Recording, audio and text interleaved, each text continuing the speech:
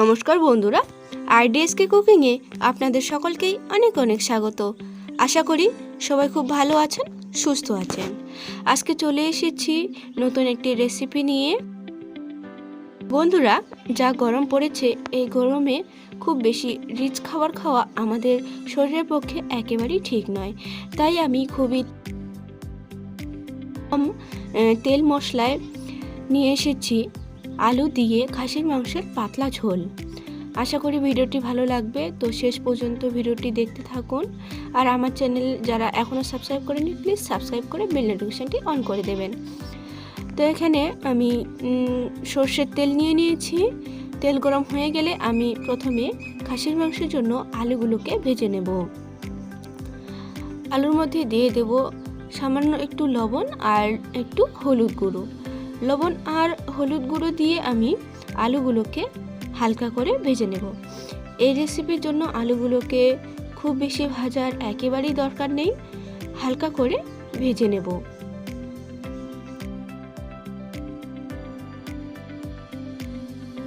দেখুন, আলুগুলো আমার ভাজা হয়ে গেছে। খুব বেশি ভাজবো না, হালকা করে ভেজে নিয়েছি। এবার তেল থেকে তুলে নিচ্ছি। আলুগুলো তেল থেকে তোলা হয়ে গেলে ওই তেলের মধ্যে আমি আবারও একটু সর্ষের তেল নিয়ে নিয়েছি। যে কোনো মাংস রান্না কিন্তু সর্ষের তেলে করলেই ভালো লাগে। তেল খুব ভালো মতো গরম হয়ে গেলে দিয়ে দিচ্ছি দুটো তেজপাতা ফোড়ন, গোটা গরম মশলা, দুটো শুকনো লঙ্কা হালকা ভেজে নিয়ে দিয়ে দেবো 1 চামচ পরিমাণে 5 ফোড়ন। এবার সব ফোড়নগুলোকে আমি কয়েক সেকেন্ডের জন্য ভালো করে ভেজে নেব। ফোড়ন থেকে খুব সুন্দর একটা ভাজার গন্ধ বেরোলেই আমি এর মধ্যে দিয়ে দেব পেঁয়াজ কুচি। আমি এখানে দুটো মাঝারি সাইজের পেঁয়াজ কুচি করে নিয়েছি। যেহেতু পাতলা ঝোল বানাবো, তাই খুব বেশি পেঁয়াজ নেব না। পেঁয়াজটা হালকা মতো ভাজা হয়ে গেলে এর মধ্যে দিয়ে দেব বড় চামচের 1 চামচ আদা ও রসুনের পেস্ট। পেঁয়াজের সাথে আদা রসুনটাকেও ভালো করে ভেজে নেব। এবার আমি এর মধ্যে দিয়ে দেব 1/2 চামচ পরিমাণে কাশ্মীরি লঙ্কার গুঁড়ো।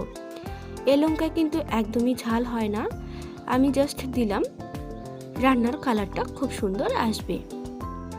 এবার সব কিছু ভেজে নিয়ে আমি আগে থেকে ভালো করে ধুয়ে রাখা, জল ঝরিয়ে রাখা মটন দিয়ে দিলাম। মটনটাকে পেঁয়াজ রসুন এর সঙ্গে ভালো করে একটু নেড়ে নিচ্ছি। এবার আমি এর মধ্যে দিয়ে দেব স্বাদ মতো লবণ আর পরিমাণ মতো হলুদের গুঁড়ো। এই সময় আমি কিন্তু আর কোনো মশলাই অ্যাড করব না, শুধু লবণ আর হলুদ গুঁড়ো দিয়ে একটু নেড়ে চেড়েই আমি এর মধ্যে জল দিয়ে প্রথমে আমি মাংসটাকে খুব ভালো মতো সেদ্ধ করে নেব।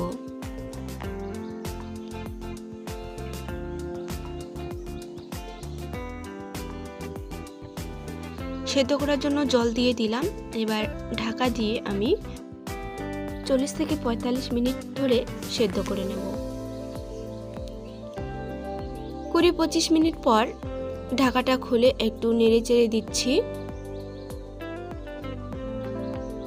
নেড়ে চেড়ে আবার ঢাকা দিয়ে রেখে দেব সেদ্ধ হওয়ার জন্য। খাসির মাংস সেদ্ধ হতে একটু সময় লাগে। চলে এসেছি 45 মিনিট পর।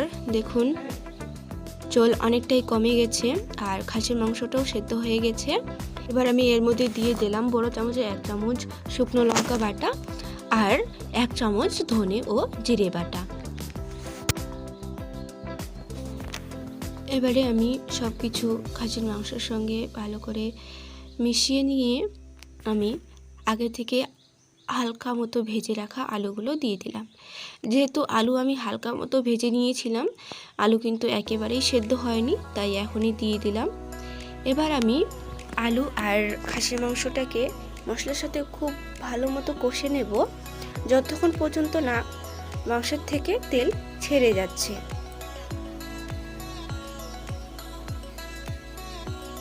দেখুন মাংসটাকে আমি খুব ভালো মতো কষে নিয়েছি, প্রায় 10 থেকে 12 মিনিট আমি কষে নিয়েছি মাংসটাকে।